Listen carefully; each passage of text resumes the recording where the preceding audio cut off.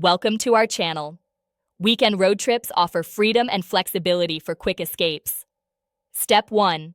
Choose a destination within a 3 to 5 hour drive to maximize time at the destination. Step 2. Map your route using GPS apps that show traffic and suggest scenic alternatives. Step 3. Check your vehicle's condition, including tire pressure, oil, and fuel. Step 4. Pack an emergency kit with water, snacks, first aid supplies, and tools. Step 5. Download music, podcasts, or audiobooks for entertainment during the drive. Step 6. Plan interesting stops along the way to break up the journey. Step 7.